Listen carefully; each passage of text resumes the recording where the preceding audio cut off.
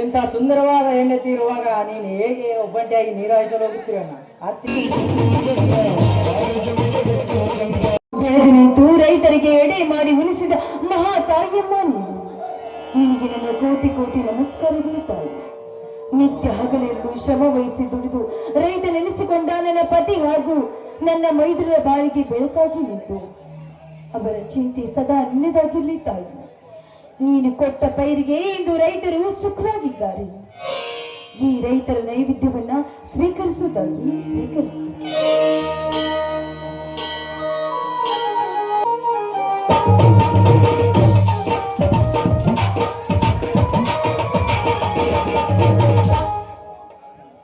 ಗಂಗಾ, ಭೂಮಿ ತಾಯಿ ಕೊಟ್ಟ ಸಿಹಿ ಹಬ್ಬದ ಅಮೃತವನ್ನ ಭೂಮಿ ತಾಯಿ ಸಿಂಪಡಿಸಿ ಧನ್ಯಳದೆಯ. ಹೌದು ಸ್ವಾಮಿ, ಇಂದು ಸಿಹಿ ಹುಣ್ಣಿಮೆ ಹಬ್ಬ ಅಲ್ವೇನ್ರಿ? ಅದಕ್ಕೋಸ್ಕರ ಈ ಸಿಹಿಯಾದ ಹೋಳಿಗೆಯನ್ನ ಮೊದಲು ಭೂತಾಯಿಗಲ್ಲದೆ ಮತ್ತಾರಿಗೆ ಉಣಬಡಿಸಬೇಕು. ಈ ತಾಯಿ ಮೊದಲು ಶಾಂತರಾಗಬೇಕು, ನಂತರ ಇವಳ ಮಕ್ಕಳಾದ ನಾವು ಶಾಂತರಾಗಬೇಕು ಸ್ವಾಮಿ. ಹೌದು ಸ್ವಾಮಿ, ಈ ಭೂತಾಯಿಯ ಸೇವೆಯನ್ನು ಮಾಡುವ ನಾವೇ ಭಾಗ್ಯವಂತರಲ್ವೇ? ಬನ್ನಿ, ನೀವು ಕೂಡ ಆ ದೇವಿಗೆ ನಮಸ್ಕರಿಸಿ ಪ್ರಸಾದವನ್ನು ಸ್ವೀಕರಿಸಿ.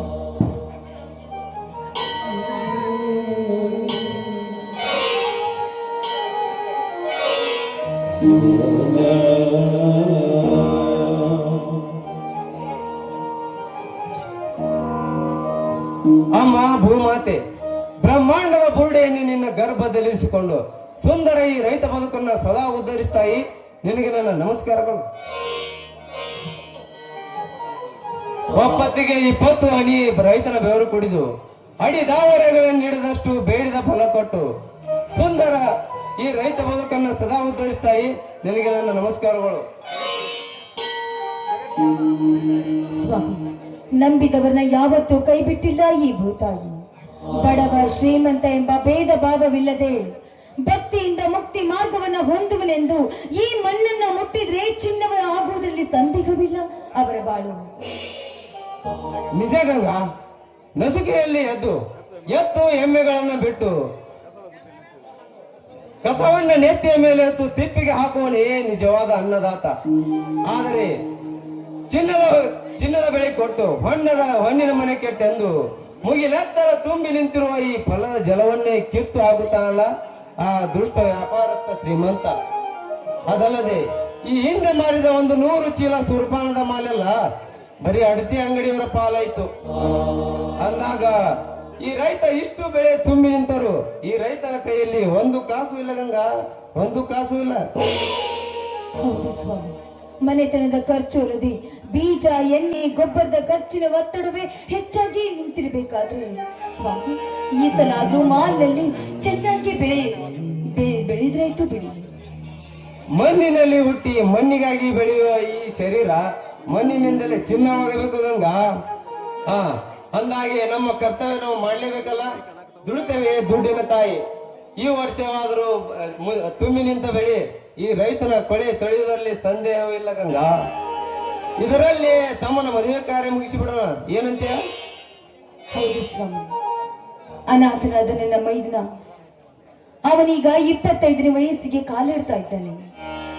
ಗಂಡುಗಲಿಯಾದ ನನ್ನ ಮೈದುನ ಶಕ್ತಿ ಅವನನ್ನ ಇವತ್ತು ನಾವು ಹಾದಿಗೆ ಹಚ್ಚಬೇಕು. ಕುಸ್ತಿ ಕಬಡ್ಡಿ ಅಂತ ಹೀಗೆ ತಿರುಗಾಡ್ತಾ ಇದ್ದಾನೆ. ಅವನನ್ನ ಹೀಗೆ ತಿರುಗಾಡ್ಲಿಕ್ಕೆ ಬಿಟ್ರೆ ಮನೆ ಹಾದಿಯನ್ನೇ ಹಿಡಿಯೋದಿಲ್ಲ. ಬೇಗ ಮನೆ ಹಾದಿ ಹಿಡಿಸಿದ್ರಾಯ್ತು.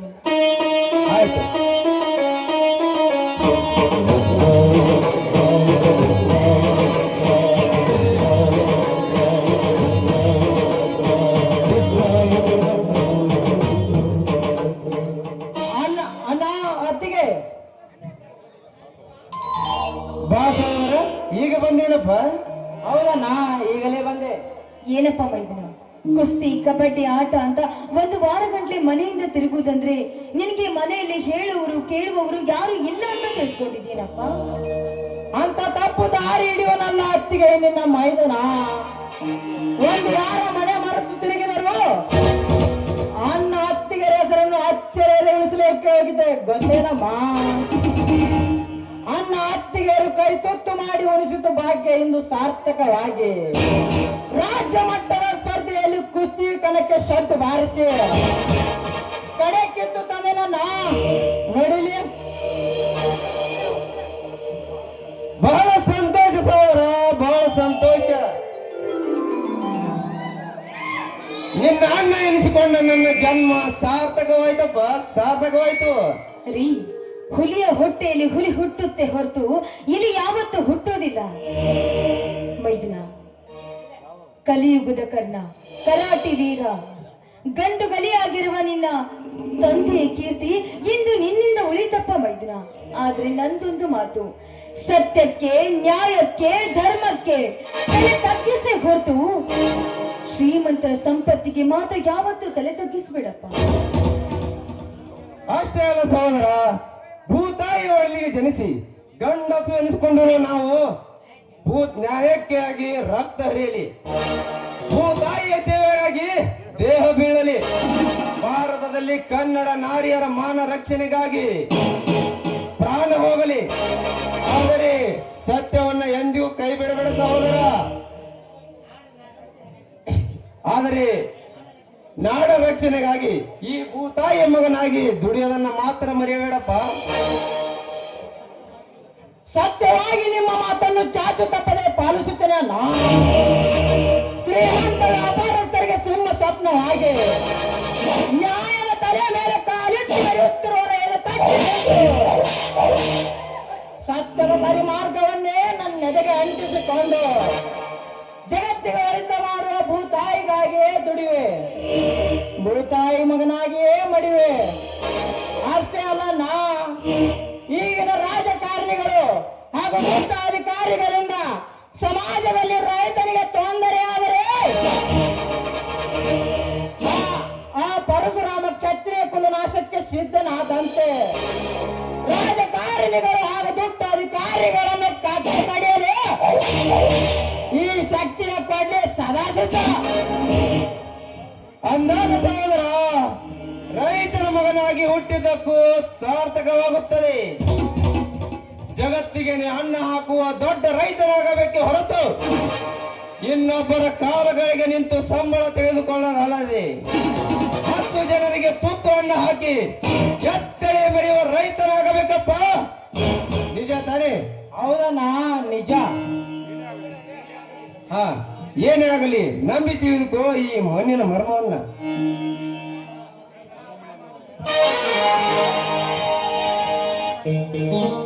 ಗಂಗಾ, ತಮ್ಮ ಬಹಳ ಹಸಿದಂತೆ ಕಾಣುತ್ತದೆ.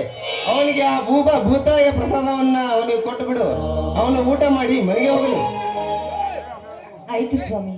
ಹಾಗಾದ್ರೆ ಇದೇ ಸಂತೋಷವಾದ ಸಮಯದಲ್ಲಿ ಎಲ್ಲರೂ ಸರಿ ಹಾಡಿನ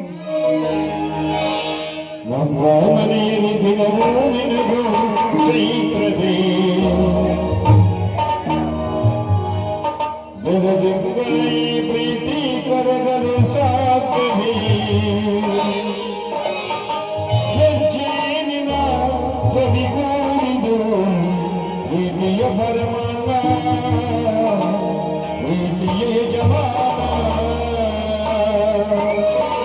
ನಮ್ಮ ಮನೆಯಲ್ಲಿ ಜಯಿಸುವೆ, ಪ್ರೀತಿ ಕರಗಲು ಸಾಧ್ಯವೇ? ನಮ್ಮ ಮನೆಯಲ್ಲಿ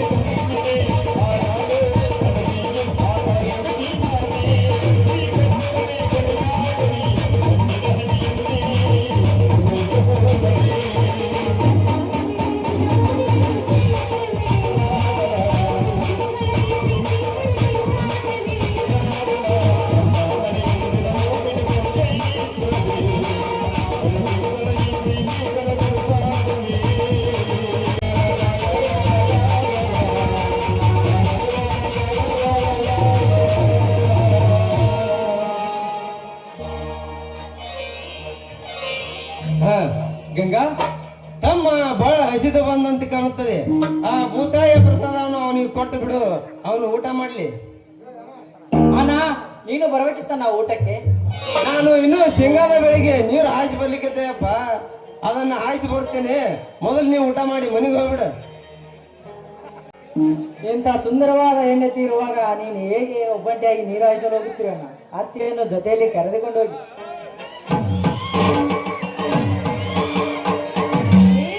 ನೋಡಿದ್ರೇನ್ರಿ ನಮ್ ಶಕ್ತಿ ಎಂತ ತುಂಡನಿದ್ದಾನೆ ಅಂತ. ತುಂಡರಿದ್ದರು ಬಹದ್ದೂರ್ ಬಂಡನಿದ್ದಾನೆ ಗಂಗ ನನ್ನ ತಮ್ಮ. ನೋಡು ಹೇಗೆ ಅತ್ತಿಗೆ ಎಂಬ ಪದವನ್ನ ತನ್ನ ಹೃದಯದಲ್ಲಿ ಇಟ್ಟುಕೊಂಡು ಪೂಜಿಸುತ್ತಿದ್ದಾನೆ ನೋಡು. ಹೌದು ಸ್ವಾಮಿ, ಜನ್ಮ ಜನ್ಮಾಂತರದಲ್ಲಿ ರೈತನ ಸುತನಾಗಿ ಅತ್ತಿಗೆಗೆ ಮೈದನಾಗಿ ಜನ್ಮ ತಾಳಿ ಬರ್ಲಿ ಅಂತ ನಿತ್ಯ ನಾನು ದೇವರಲ್ಲಿ ಬೇಡ್ಕೊಳ್ತೀನಿ ಸ್ವಾಮಿ. ಹಾ, ನೀವು ಹೋಗಿ ಕಬ್ಬಿನ ಹೊಲಕ್ಕೆ ನೀರು ಹಾಸಿ ಬೇಗ ಬಂದ್ಬಿಡಿ, ನಾನು ಹೋಗಿ ಅಡಿಗೆ ಸಿದ್ಧತೆ ಏನೇ ಮಾತಿನಲ್ಲಿ ಮೋಡಿ ಮಾಡಿ ಹಾಗೆ ಗಂಗಾ ನದಿಯಂತೆ ಹರಿದು ಹೋಗುತ್ತೆ ಅಲ್ಲ. ನಿಲ್ಲಿ ತನುಮಾನವನ್ನುಂಡು ಅನುರಾಗದ ಅಲೆಗಳಂತೆ ಸುಳಿಗಾಳಿ ತಂಪಲ್ಲಿ ಒಂದು ಇಂಪಾದ ಗೀತೆ ಆಡಬಾರದೇನೆ ನನ್ನ ಚಿನ್ನ. ನನ್ ಅಣ್ಣ ಅಲ್ಲ, ಇಷ್ಟೇ ತಾನೇ ನಕ್ಕಿದ್ದಿಲ್ಲ, ಈಗಲಾದ್ರೂ ನಕ್ರಲ್ಲ, ನನಗಷ್ಟೇ ಸಾಕು. ಸ್ವಾಮಿ, ಯಾವಾಗ ನೋಡಿದ್ರು ನಿಮ್ಗೆ ಹುಡುಗಾಡ್ವೇನ್ರಿ? ಅಲ್ಲ ರೀ, ಹೀಗೆ ಮಕ್ಕಳಂತೆ ಹಠ ಹಿಡಿದ್ರೆ ಹಾಡಿ ಕುಣಿದೆ ನಿಮ್ಮ ಮನ ತಂದಿರುವುದಿಲ್ಲ. ನನ್ನ ಮನ ಆಕೆ ಗಂಗ ಹಸಿರು ಸೀರೆಯನ್ನುಟ್ಟು ಶೃಂಗಾರವಾಗಿ ಸಂಬಿಸುವ ಈ ಭೂತಾಯ ಮನ ಕೂಡ ತನಿದು ದಣಿಯುತ್ತದೆ. ಆಯ್ತು ಸ್ವಾಮಿ, ನಿಮ್ಮ ಆಸೆಯಿಂದೇ ಆಗ್ಲಿ. ಕಾವೇರಿಯ ನಯನಗೆ ಜೀವನ ಮುಖವ ಕಂಡಿದ್ದೆ, ತಂಗಾಳ